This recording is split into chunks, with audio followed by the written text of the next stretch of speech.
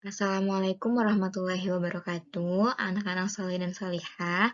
Ke pertemuan yang kedua ini, kita masih membahas tentang drama tradisional dan drama modern ya, yaitu pada cara menginterpretasi drama.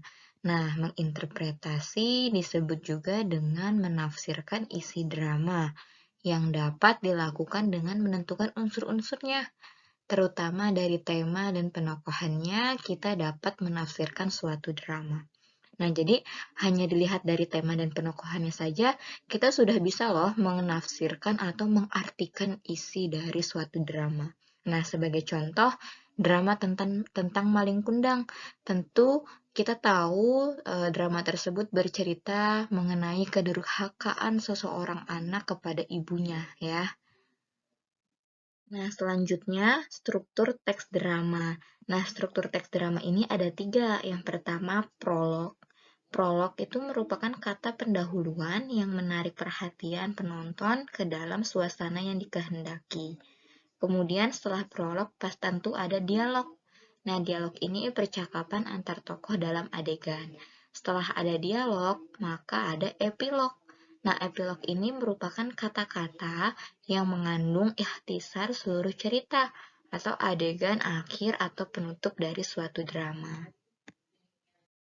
Nah, anak-anak, ini adalah contohnya ya. Nih, yang paragraf pertama ini adalah prolog.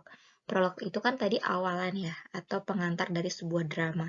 Jadi, dari paragraf awalan ini, atau dari paragraf prolog ini, menggambarkan atau mengisahkan kira-kira latar suasana maupun latar tempatnya, apa sih yang terjadi dari dialog di bawah ini ya.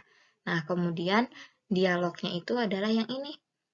Ya, ini adalah dialog yang merupakan percakapan nih antara tokoh Asdiarti dan tokoh Yanti.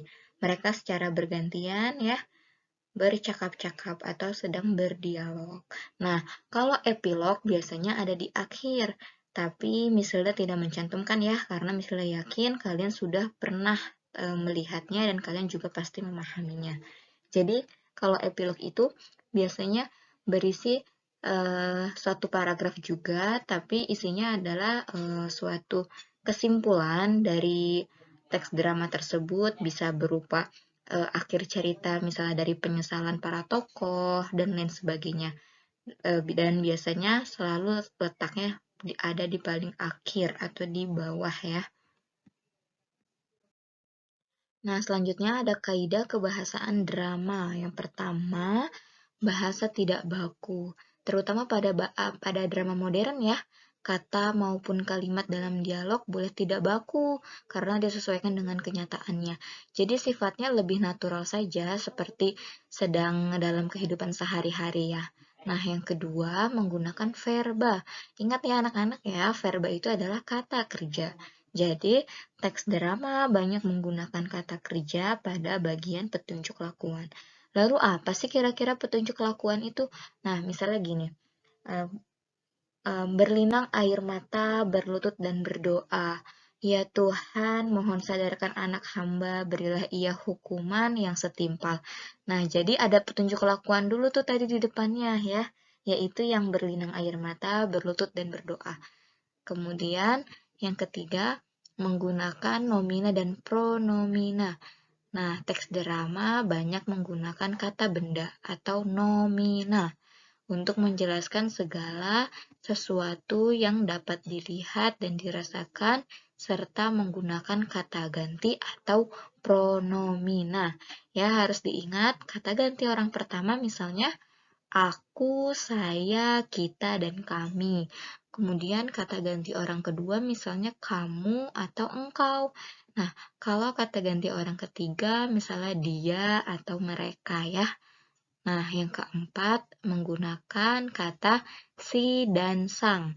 Untuk mendramatisasi suatu panggilan, kata si dan sang sangat berpengaruh. Nah, biasanya penggunaan kata si dan sang ini seringkali kita temui pada drama tradisional ya, karena lebih mendramatis ya, lebih mendramatisasi dibanding dengan drama modern yang sifatnya natural atau tidak baku. Kalau zaman dahulu kan misalnya ada kalimat sang raja berkata kepada anaknya. Nah, itu merupakan contoh penggunaan kata sang ya. Nah, anak-anak soleh dan solihah, kita juga bisa loh menyusun naskah drama kan? Nah, ini ada langkah-langkahnya. Langkah-langkah yang pertama yaitu menentukan peristiwa yang menarik. Jadi kita perlu nih menentukan kira-kira peristiwa apa sih yang menarik, misalnya tentang persahabatan kita di sekolah, ya, dan lain sebagainya. Kemudian yang kedua, memilih dan menentukan tema. Jadi misalnya kita sudah menemukan peristiwa yang menarik, kemudian kita tentukan temanya. Kira-kira tema yang tepat dari peristiwa itu apa sih ya? Kemudian yang ketiga, memilih judul dan membuat kata pembuka. Nah, judul kan berbeda dengan tema. Kalau tema adalah inti ceritanya ya, tapi kalau judul adalah judulnya ya, yang menggambarkan bahwa tentang apa sih kira-kira. Nah, harus dibedakan ya. Nah, kemudian yang keempat, yaitu membuat kerangka dan menciptakan konflik yang menjadi inti cerita. Jadi, ketika kita membuat naskah atau teks drama, maka tidak akan lengkap jika kita tidak memunculkan konflik atau masalahnya ya. Karena yang membuat dramatisasi dari sebuah pertunjukan atau sebuah drama itu adalah pada masalah atau konfliknya ya, sehingga ceritanya akan menjadi lebih menarik lagi. Nah, yang kelima, menentukan pelaku atau tokoh-tokohnya. Setelah tadi kita membuat judul, kemudian kita sudah memunculkan kira-kira masalah dan konflik yang menjadi inti ceritanya, kita juga perlu nih kira-kira tokohnya siapa saja sih, kemudian tokoh yang baiknya siapa, tokoh yang jahatnya siapa ya. Nah, yang keenam, menyusun jalan cerita atau alur yang mengandung pengenalan tokoh dengan konflik dan tahap penyelesaiannya. Jadi harus disusun ya alurnya secara runtut mulai dari pengenalan tokoh-tokohnya. Maksudnya itu pengenalan awal ceritanya, kemudian ketika masalah sudah mulai muncul sampai tahap penyelesaian. Nah, yang ketujuh adalah menyusun kramagung dan wawancang. Apa itu kramagung dan wawancang? Kramagung merupakan perintah kepada pelaku untuk melakukan sesuatu yang ditulis sebagai petunjuk dalam bermain drama. Atau kramagung ini disebut juga petunjuk lakuan ya. Yang tadi misalnya sudah jelaskan tuh. Nah, kemudian adapun wawacang adalah kata-kata yang diucapkan oleh tokoh. Nah, di sini ada contohnya nih. Misalnya ini percakapan dari Satrio.